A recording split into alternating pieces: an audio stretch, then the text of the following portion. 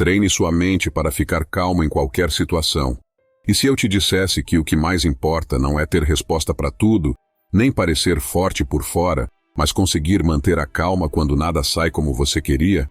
A maioria das pessoas vive no automático, se estressam por pouco, respondem no impulso, agem sem pensar. São poucas as que param, respiram e conseguem escolher a melhor resposta, mesmo quando tudo sai do controle. Um atraso no dia, um comentário atravessado, uma situação que não era esperada e pronto, já parece que tudo desanda. Mas se você está aqui, é porque sabe que precisa ser diferente. Os estoicos entenderam algo que pouca gente pratica. A calma é uma habilidade. Não nasce com a gente, mas pode ser treinada. E quanto mais você treina, mais claro tudo fica na sua mente. Marco Aurélio liderava um império cheio de conflitos, guerras, doenças, instabilidade econômica e decisões difíceis todos os dias. Sêneca convivia com um governante imprevisível, e Epicteto nasceu sem nenhum privilégio. Mesmo assim, todos eles aprenderam a não se perder nas dificuldades. Eles não tinham controle sobre tudo, mas aprenderam a ter controle sobre si. E é isso que você vai encontrar aqui, não promessas mágicas e nem frases bonitas para animar o seu dia, mas um caminho real. 10 ferramentas que você pode usar sempre que se sentir pressionado, irritado ou perdido. Ferramentas simples, mas que realmente funcionam. E se você quiser transformar sua forma de viver, começa deixando nos comentários: minha calma é meu novo padrão. Porque quando você escolhe a calma todos os dias, o mundo já não tem tanto poder sobre você. Vamos começar. Ferramenta 1. Nem tudo merece sua atenção. Sua mente é como uma casa, e cada vez que você responde a uma provocação, você está abrindo a porta para alguém entrar e bagunçar tudo por dentro, sem qualquer tipo de filtro, sem critério e sem pausa. A verdade é que nem tudo o que te chama merece resposta. Nem todo comentário precisa de explicação. Nem toda indireta merece contra-ataque, e nem toda ofensa exige reação. Mas quase ninguém aprende isso cedo. A maioria de nós cresceu achando que precisava dizer algo, provar algo, responder na hora, mostrar nossa força. Mas o que ninguém conta é que toda vez que você reage sem pensar, você faz um saque da sua conta emocional. E o problema é que sua energia não é ilimitada. Ela é como um crédito diário, e se você gasta tudo com o que é pequeno, raso ou inútil, sobra o que para o que é realmente grande. Os estoicos, há mais de 2000 anos, não desperdiçavam energia tentando consertar o mundo externo. Eles treinavam a mente para escolher onde colocar presença, foco e emoção, cultivando um tipo raro de poder, o poder de não se deixar levar. Epicteto dizia que quem é escravo do impulso não é livre, mesmo que pareça. Porque se qualquer coisa consegue tirar sua paz, você não tem paz. Tem apenas uma ilusão de controle, até o próximo gatilho. Pense numa situação simples. Você está bem, tendo um dia ótimo, e então aparece um comentário maldoso. Seu impulso te cutuca dizendo: responde. Sua raiva te empurra e você pensa: ataca. Mas sua sabedoria pergunta: isso merece a minha energia? Responder pode parecer força, mas escolher o silêncio, que não é passividade e sim firmeza, é um nível mais alto de poder. É você entendendo que nem tudo precisa da sua voz, porque às vezes o que mais te protege é exatamente aquilo que você não diz. Treine-se para observar antes de reagir, respire antes de devolver, e quando algo te atingir, pergunte: isso vai importar daqui a 3 dias? Daqui a 3 anos? Isso faz com que eu cresça emocional e moralmente? Quem aprende a guardar energia, aprende a viver com mais presença, porque não está mais distraído com guerras que não importam. Pelo contrário, está inteiro e pronto para o que realmente vale. Na próxima vez que algo te provocar, lembre-se: se for pequeno demais para te elevar, é pequeno demais para te consumir. E antes de conhecermos a ferramenta 2, preciso de pedir 2 coisas. Curta esse vídeo e se inscreva no canal. Esse é o único meio desse conteúdo chegar em mais pessoas. Ferramenta 2. Seu jeito de pensar pode estar te derrubando. Mude o que você repete por dentro. A forma como você se trata quando ninguém está ouvindo é o que constrói ou destrói a sua força interior. Mesmo quando há silêncio por fora, por dentro a mente não para. Ela comenta, julga, alerta, condena, pressiona. E se você não observa esse fluxo, pode passar uma vida inteira sendo sabotado pela voz que mais deveria te proteger, a sua própria. Os estoicos já diziam: não é o que acontece que te fere, é o que você diz a si mesmo sobre o que aconteceu.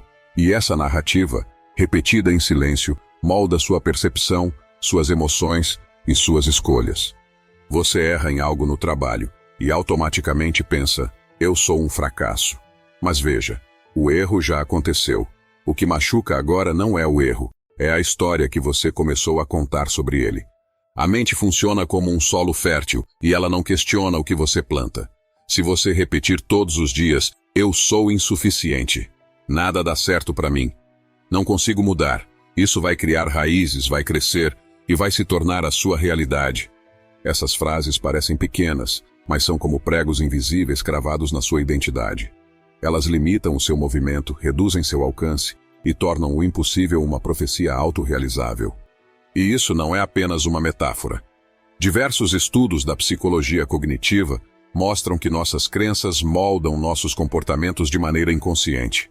Se você acredita que não é capaz, você evita tentar. Se evita tentar, você não evolui. E quando não evolui, confirma que não é capaz. Esse ciclo reforça a crença inicial, tornando-se um circuito fechado de autossabotagem. Sêneca dizia: alguns vivem com tanto medo que de sentirem, acabam vivendo. Ou seja, a dor nem sempre vem da realidade, mas do que repetimos mentalmente sobre ela. Mas aqui está o ponto-chave. O mesmo poder que constrói essas prisões pode construir abrigo. Você pode usar essa mesma repetição para criar alicerces internos mais firmes. Em vez de isso sempre dar errado, diga: se aconteceu antes, posso aprender e fazer diferente.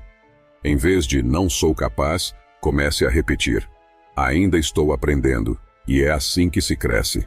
Você não precisa mentir para si mesmo, nem fingir uma positividade forçada, mas pode escolher palavras que te empurrem para frente, em vez de te puxar para trás.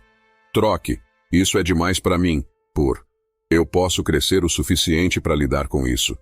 Repetição é como escavar uma trilha na terra. No começo parece difícil, mas quanto mais você passa por ali, mais natural se torna. E um dia, aquele novo caminho mental vira seu novo padrão. É assim que se reprograma, é assim que se vira o jogo, de dentro para fora. Faça disso um exercício.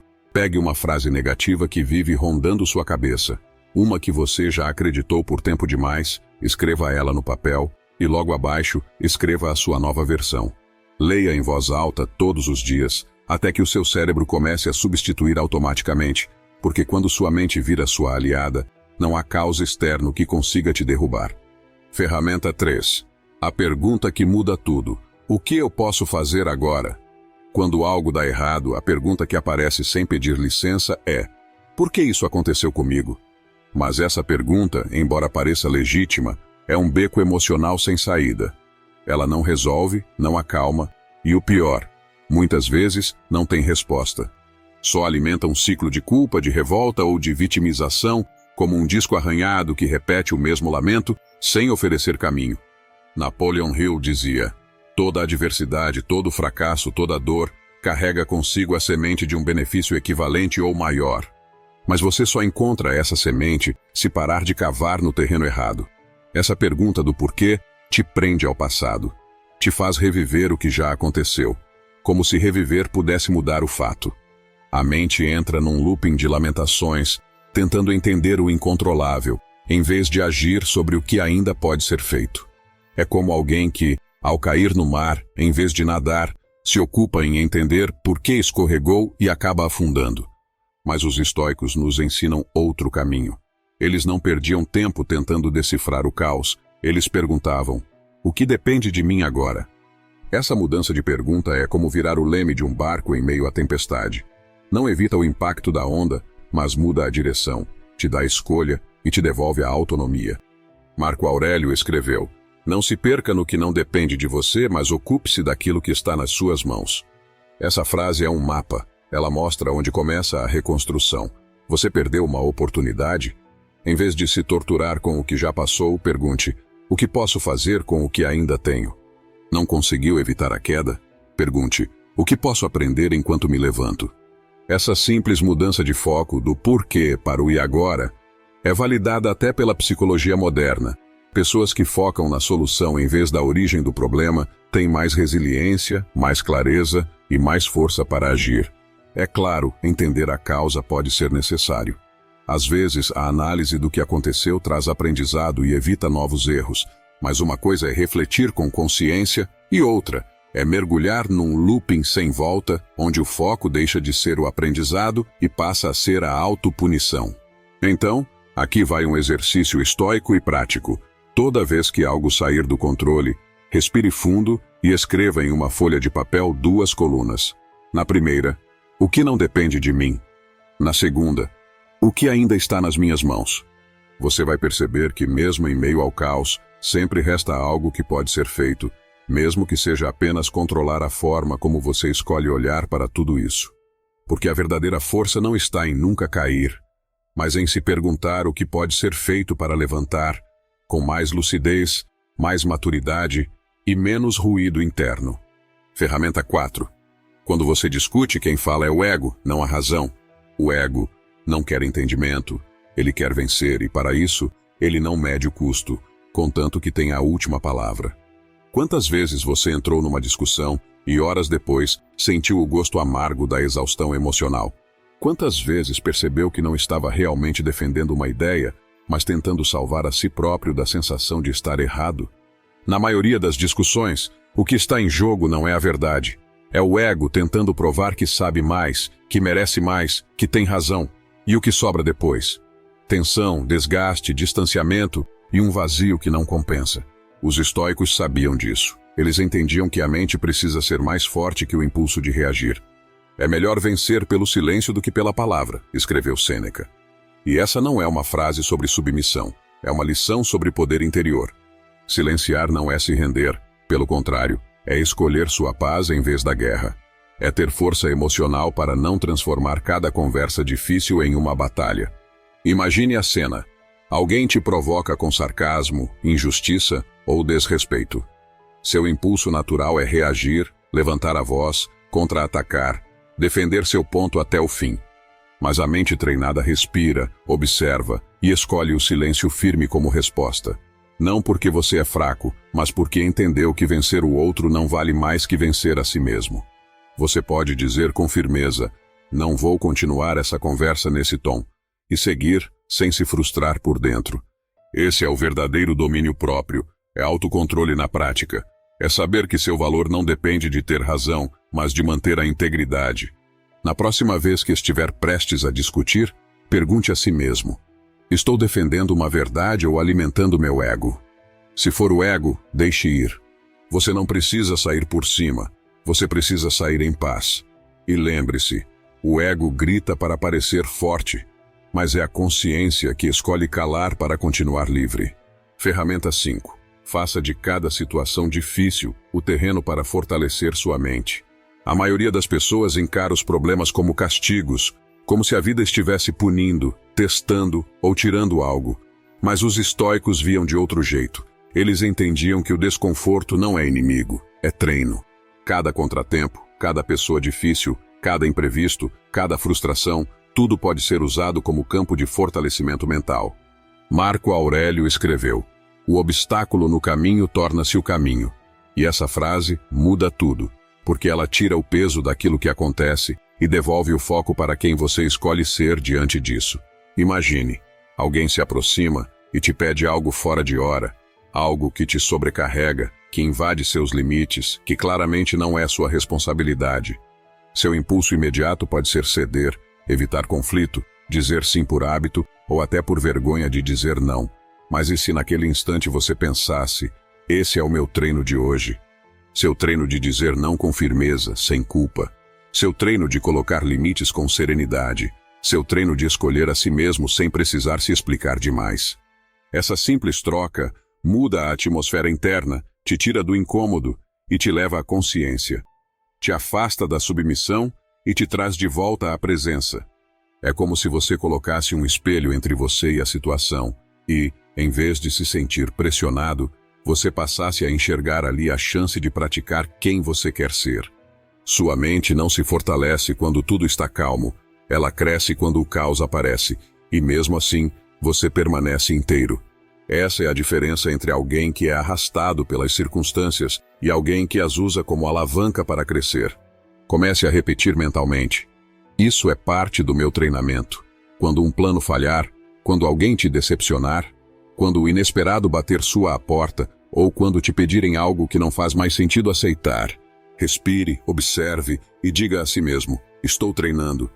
Você não está numa guerra, está numa jornada de amadurecimento interno. E cada desafio superado com calma é uma vitória silenciosa sobre si mesmo. Porque no fim, o seu maior poder não é evitar o caos, é aprender a passar por ele sem perder a clareza, sua capacidade de resposta e a direção. Ferramenta 6. Quem aprende a ficar em silêncio evita muitos arrependimentos. Vivemos cercados de barulho. Barulho de notificações, de opiniões, de comparações, de cobranças. Mas o ruído mais perigoso é o que ninguém escuta, aquele que acontece dentro da sua cabeça. A mente salta de pensamento em pensamento como um animal inquieto, pulando de galho em galho, em busca de algo que nem ela sabe o que é. E quando ela não tem pausas, ela se perde. Blaise Pascal escreveu: toda a infelicidade dos homens deriva de uma única coisa: não saberem ficar em silêncio sozinhos em seus quartos. E hoje, isso é ainda mais real. Porque confundimos estímulo com vida e confundimos o silêncio com vazio, quando na verdade ele é onde a vida se alinha. Os estoicos valorizavam o silêncio, não apenas o externo de um ambiente calmo, mas o silêncio interior, aquele que não depende de lugar nenhum. Aquele momento raro em que você finalmente se ouve, em que você não reage, apenas observa e percebe que nem todos os pensamentos merecem crédito. Marco Aurélio escrevia para si mesmo, não como quem queria ser lido, mas como quem precisava se encontrar no meio do caos. Suas meditações eram uma âncora, um lugar silencioso dentro do barulho do império. Você não precisa meditar em uma montanha, não precisa de incenso, nem de técnicas complexas. Às vezes, o que sua mente mais precisa é de um espaço sem estímulo. Uma caminhada sem fones, um café sem celular, 5 minutos em silêncio, apenas respirando. E ouvindo o que surge, sem tentar consertar, sem tentar fugir. Pense na sua mente como um copo com água e areia. Se você agita o tempo todo, tudo fica turvo. Mas se você deixa o copo em paz, tudo se assenta e, de repente, você enxerga com clareza. O silêncio não apaga os pensamentos, ele os organiza. Não anula a dor, ele revela o que é real. Quanto mais silenciosa a sua mente, mais forte a sua presença. E quanto mais forte a sua presença, mais difícil será que alguém te tire do seu centro. Desafio estoico de agora é: escolha um momento do seu dia para praticar o silêncio, sem música, sem distração, sem voz. Apenas você com você e observe o que aparece, o que incomoda, o que acalma. Talvez você descubra que o silêncio, longe de ser um vazio, é o único lugar onde você realmente se reconecta com a sua essência.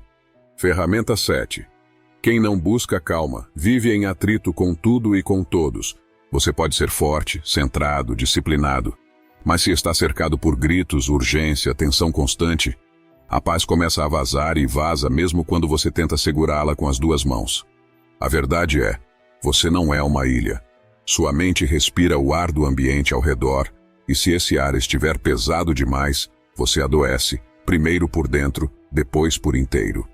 Jean-Jacques Rousseau dizia: o homem é bom por natureza, mas é corrompido pela sociedade. Essa frase carrega uma verdade incômoda. Por mais que você tente preservar sua serenidade, o meio onde você vive influencia a forma como você pensa, sente e age. E hoje a neurociência confirma isso. Nosso cérebro possui algo chamado neurônios espelho, células que nos fazem imitar, de forma inconsciente, os comportamentos e emoções das pessoas ao redor. É por isso que um ambiente tenso te deixa mais reativo. É por isso que conviver com gente explosiva te desgasta, mesmo que você não entre na briga. Seu sistema nervoso absorve o caos e se adapta a ele. É aí que mora o perigo. Você deixa de apenas conviver com o estresse e começa a funcionar a partir dele. Existem pessoas que são como faíscas. Basta um comentário e tudo vira incêndio. Estão sempre em guerra com alguém, sempre prontos para provocar, competir, criticar. Estar perto delas é como viver em estado de alerta. Você se fecha, se protege, Se tensiona e sem perceber, seu corpo se arma, sua mente se desgasta. Mas há outras pessoas que são como bálsamo. Elas falam baixo, pensam antes de reagir, escutam sem interromper. Só de estarem por perto, seu sistema nervoso começa a desacelerar. Presença, muitas vezes, é cura. E o silêncio que vem de quem está inteiro vale mais do que 1000 palavras de quem está em pedaços. A pergunta que você precisa se fazer é: com quem você tem se cercado ultimamente? Que tipo de conversas você tem alimentado? Que ambientes frequenta? Que conteúdos consome? O que você está deixando entrar pelos olhos, pelos ouvidos, pela pele? Talvez você não consiga mudar de trabalho. Talvez sua família tenha conflitos que não dependem só de você. Mas você pode criar refúgios, e muitas vezes é isso que salva. Um canto seu, limpo, silencioso, protegido. Uma amizade lúcida, que te escuta sem julgar. Um ritual simples, todo dia, para você lembrar que existe um espaço de calma dentro de si que o mundo não pode tocar. Rodear-se de calma não é luxo, é um tipo de defesa emocional. É colocar cercas ao redor da sua paz para que ela não seja saqueada diariamente por distrações, tensões ou pessoas caóticas. Porque se você não escolhe o ambiente ao seu redor, o ambiente escolhe como você vai se sentir. E quando o conflito entra sorrateiro, pela notícia que te agita, pelo comentário que te tira do eixo, pela pessoa que sempre vem carregada, ele desorganiza tudo por dentro. Cerque-se de calma ou prepare-se para viver apagando incêndios todos os dias, sem perceber que a sua alma virou terreno em chamas. Ferramenta 8. O que te tira do sério hoje vai perder a importância amanhã. Tente se lembrar da última vez em que algo te tirou completamente do sério. Talvez uma mensagem que não chegou, um atraso no meio do caos do dia ou uma resposta atravessada. Naquele instante parecia o fim do mundo. Seu corpo esquentou, sua mente acelerou, sua calma desapareceu. Mas agora, o quanto isso ainda importa? A mente treinada aprende uma lição essencial. Quase tudo passa. Aquilo que parecia urgente, imperdoável, insuportável, amanhã pode não ter mais peso algum. O problema é que, no calor da emoção, agimos como se o que sentimos fosse eterno. Mas nenhuma emoção é. Elas sobem e descem, inflam e desaparecem. A maturidade emocional começa quando você entende que o que te afeta hoje, com o tempo, encolhe e o que parecia gigante vira um detalhe. Marco Aurélio escreveu: quanto tempo ganham aqueles que não se importam com o que os outros dizem, fazem ou pensam, mas apenas com o que fazem eles mesmos? Essa frase é um lembrete de foco, e principalmente de perspectiva. Porque muito do que nos fere não é o fato em si, é o espaço que damos a ele dentro de nós. Na próxima vez que estiver prestes a explodir, respire e pergunte: isso ainda vai importar amanhã? E daqui a uma semana? Fará diferença no ano que vem? Talvez sim, talvez você carregue essa sensação ruim com você para sempre, ou talvez não. Você queira lidar com a situação de uma outra forma. Mas o simples ato de perguntar já tira a emoção da liderança e reposição à sua atenção. Porque a maioria das tempestades da vida são só ondas. E você não é uma onda, você é o oceano inteiro. Uma onda pode te desequilibrar, te molhar, até te derrubar por um tempo. Mas não te define, porque dentro de você existe profundidade, existe força e existe espaço suficiente para conter a fúria e ainda assim permanecer inteiro. Treinar sua mente para enxergar com perspectiva é isso. É manter os pés no chão quando o mundo à sua volta estiver afundando no exagero. É lembrar que nenhuma emoção dura para sempre e que muitas dores de hoje não terão nem nome amanhã. Ferramenta 9. Às vezes, arrumar a casa é o primeiro passo para arrumar a cabeça. Não subestime o poder do que te cerca. Seu ambiente não é apenas cenário. Ele molda seus pensamentos, sua respiração, sua capacidade de foco, sua sensação de segurança.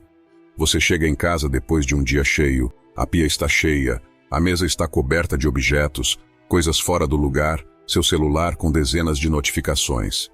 Seu corpo mal percebe, mas já entrou em estado de alerta. Sua irritação cresce e você começa a achar que o problema é você. Mas muitas vezes é o caos do lado de fora que está bagunçando o lado de dentro. Agora imagine o contrário. Você entra em um espaço limpo, silencioso, com ar circulando, com a luz certa e nada em excesso, tudo no essencial. Seu corpo relaxa, sua mente desacelera. Você respira diferente e você volta a existir. Guarde essa frase de Confúcio com você. Aquele que não consegue se organizar em pequenas coisas será incapaz de comandar as grandes. Os estoicos viviam com simplicidade, não por rigidez, mas por sabedoria. Porque quem simplifica o espaço clareia a mente e quem organiza o exterior prepara o terreno para a paz interior. Ambiente é linguagem. Uma mesa caótica diz: não há tempo, não há controle. Uma pia lotada sussurra: você está atrasado. Notificações abertas gritam: responda, reaja, corra. Mas um espaço limpo diz: aqui você pode respirar. Um canto arrumado sussurra: você tem domínio. E uma agenda organizada lembra: você está no comando. Não se trata de perfeccionismo, é sobre criar sinais de segurança emocional. Seu quarto, seu celular, sua mesa, sua tela inicial, seu guarda-roupa. Tudo pode ser ou um ruído mental ou um aliado silencioso. Organizar o que está fora é como enviar uma mensagem à sua mente. Está tudo bem agora, você pode baixar a guarda, você está em casa. E aqui vai a prática. Antes de tentar resolver o mundo, arrume um cômodo. Antes de tentar mudar de vida, limpe sua mesa e antes de buscar paz, prepare o lugar onde ela vai morar. Porque às vezes, a mudança que parece gigante começa com uma simples decisão: colocar ordem do lado de fora, para que o lado de dentro finalmente possa descansar. Ferramenta 10. Sua paz é a base. Se você perder isso, perde tudo. Você faz dezenas de escolhas todos os dias. O que vestir, o que comer, com quem falar, no que acreditar. Mas existe uma decisão que muda tudo. A decisão de proteger a sua paz como quem protege a própria vida. Não como quem tenta relaxar depois de um dia difícil, ou como uma opção de fim de semana, mas como uma prioridade vital. Cada vez que você entra numa discussão desnecessária, revive uma dor antiga ou alimenta pensamentos que te drenam, você está abrindo mão de um território sagrado, como se a sua paz fosse descartável, mas ela não é. O que você tolera vira rotina, e se a sua rotina é feita de tensão, reatividade, urgência e ruído, sua mente começa a chamar isso de normal. Mas acredite, esse não precisa ser seu único caminho. Como disse Lao Tse, a paz interior começa no momento em que você escolhe não permitir que outra pessoa ou coisa controle suas emoções. Os antigos estoicos não treinavam a paz para parecerem sábios, treinavam porque sabiam o preço de viver sem ela. A paz não era a ausência de problemas, era a presença de clareza. Imagine dois caminhos, um é barulhento, cheio de tensão, ruído e reações. O outro é mais leve, mais silencioso e mais claro. Não porque o mundo mudou, mas porque você escolheu andar diferente dentro dele. Essa é a escolha simples e, ao mesmo tempo, mais poderosa que você pode fazer. Porque enquanto o mundo grita, você pode respirar. Enquanto tudo empurra para o medo e a insegurança, você pode continuar a crescer.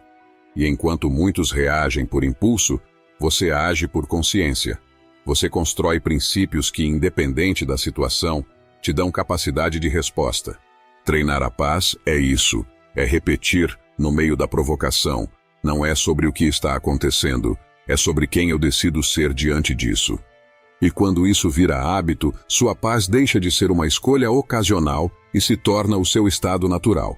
Na próxima vez que o caos bater, feche os olhos por 2 segundos e repita com firmeza: eu escolho a minha paz. No início parece pequeno, mas a repetição transforma esse gesto em instinto e, com o tempo, sua mente deixa de ser campo de guerra e se torna refúgio.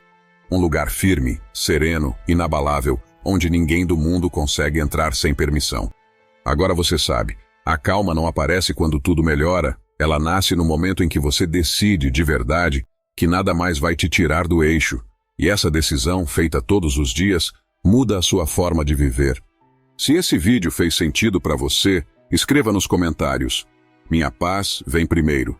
Deixe seu like, compartilhe com quem precisa ouvir isso e se inscreva para continuar treinando sua mente com a gente. Obrigado por assistir.